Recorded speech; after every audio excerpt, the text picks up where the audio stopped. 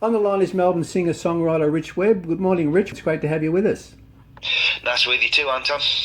Thanks, mate. Look, your highly anticipated fifth album, Right, is being released tomorrow, the 9th of December. Congratulations. You must be really looking forward to the album's release. Yeah, I am actually. I really am. It's a funny thing, isn't it? I think every album you start, right, quick process. We'll have this whipped off in a couple of months, and then about 6 months later, it takes before the thing actually shows it to the light of day, and you put all your heart into it, and you can't wait for the damn thing to come out. So yeah, I'm really excited. Oh, that's fantastic. But look, your music's generally described as old country, but can you tell us a little bit about the overall mood of the new album? The mood is probably a bit more. My previous album, The Rayon Vert, was a bit more rocky. Right. This is kind of more we went for a bigger sort of drum and more spacious drum sound, and probably I don't know whether I'm 3, 4 years older, 3 years older. It feels a little more retrospective or introspective. Right. I think probably than the previous album. Maybe I had a lot of thoughtful times during the lockdown too, as well. I think that might have helped, and also just I was in the mood for doing something a bit more kind of just a little more subtle and kind of less kind of bigger guitar. So there's a lot of pedal steel in this, and there's plenty of piano and some beautiful backing vocals in there, and maybe I'm not as loud as I often am previously. Yeah, that's fantastic. But look, you've released 3 singles from the album, the lead up to the album's release. I've got to say, the wonderful Blue Wildflower's been the most recent. Absolutely brilliant, mate. Love it.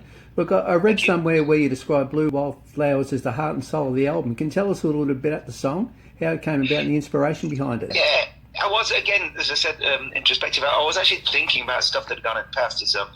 And there's this lovely quote from, I don't know if you've heard it from, the unbelievable legend, Muhammad Ali. He was a great talker, and he said some quite wise things. And he said, well, this one thing, that someone who thinks about the world at 50 the same as they did at 20 has wasted 30 years of their life. Right. And I was thinking back at some things that happened. I wasn't trying to sort of say, I've done terrible and I've done some awful things like that. But I was thinking if I was to do things now, I'd have probably acted a bit more carefully with some lovely things and people that I was associated with in the past. And it's all right saying if, and you can't change things, and there's not much point in that. But part of the reason for doing the song was just so that going forward, it reminds me as much as everybody, right? Think about stuff when you're doing. Think about enjoy the things you've got right now. Think about the here and now, as opposed to always sort of jumping off a cliff trying to find something. Right. Fantastic. Something kind of like, wild, grass is greener on the other side of the fence, that kind of thing. Yeah, fantastic. Look, it captures all that, mate. Fantastic stuff. And what about the music video for Blue Wildflowers? It's great too. I believe it was filmed on a 3-day road trip in the country of Victoria. Can you tell us a little bit about the video clip too? Yeah, we headed your way. We didn't quite get there, but we kind of we got to Lake Tyrrell, right, and Dimboola and Salt Lake and all those kind of places like that. And basically, I jumped in. I've got a really good friend, Louis Brand, who's a cinematographer, and he jumped in with his camera, and we just said we'd taken a 3-day road trip.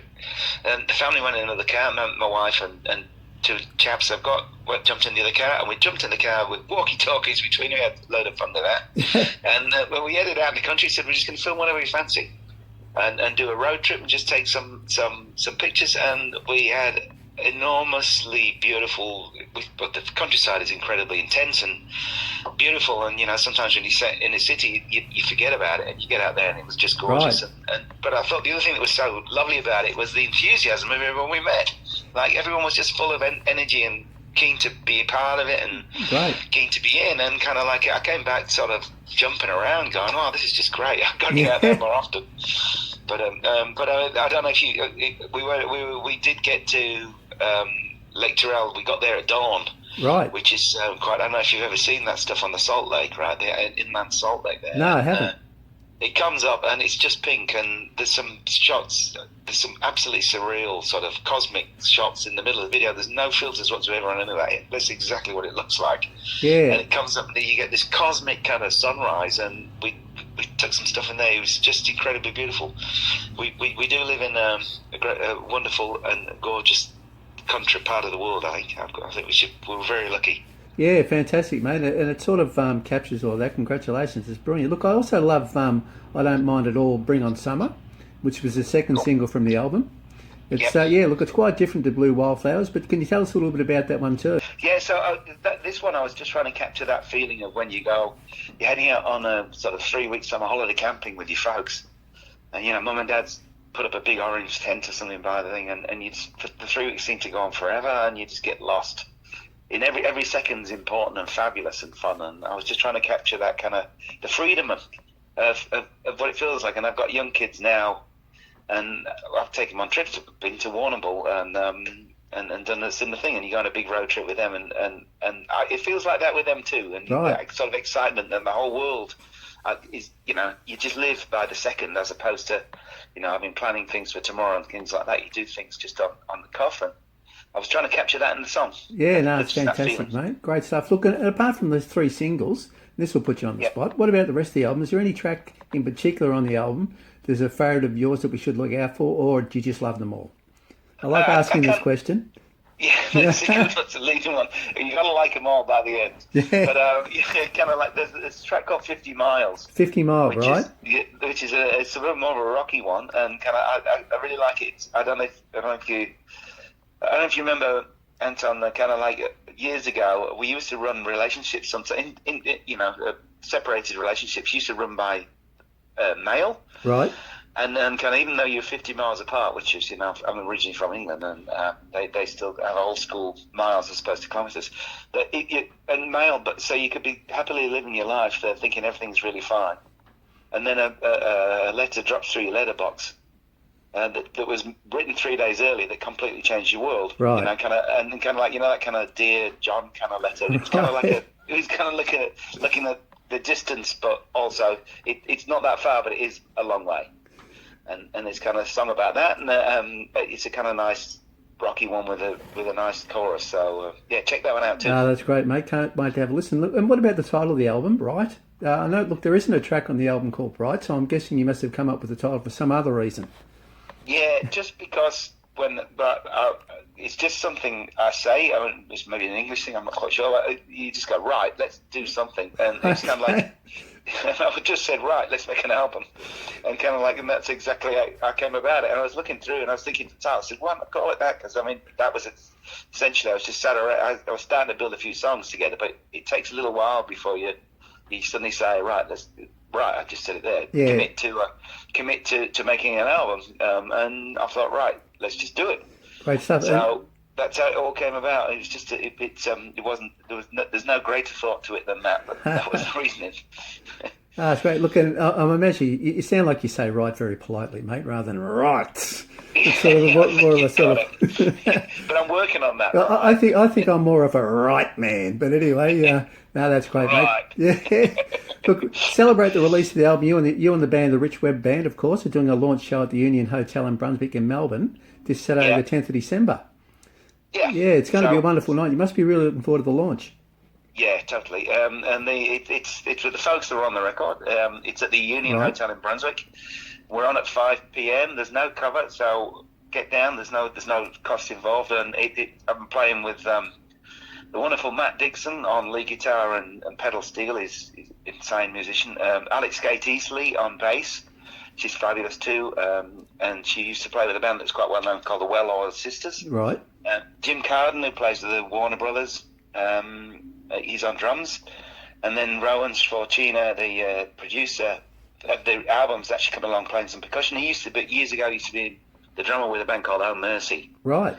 And he played a big part in making the shape and the sound and kind of really helping us produce this record. So I'm really pleased he's going to jump up and play a little along with us. So it's going to be a load of fun. We're going to play the album from start to finish. Right. And we've pressed vinyl for this one too. So great. We're hoping to unload a few. If anyone's interested, it sounded really cool. And it's going to be a bit of a party. Sounds fantastic, mate. Yeah, great stuff. Yeah. Look, and what about any other gigs or tours in addition to the album launch? Are there any plans in place for Rich Webb gigs and or tours in addition to the album launch that we can look forward to? We're hoping to get a few things going early next year, but right now we're kind of getting this out and then going to focus on what we're going to do after Christmas.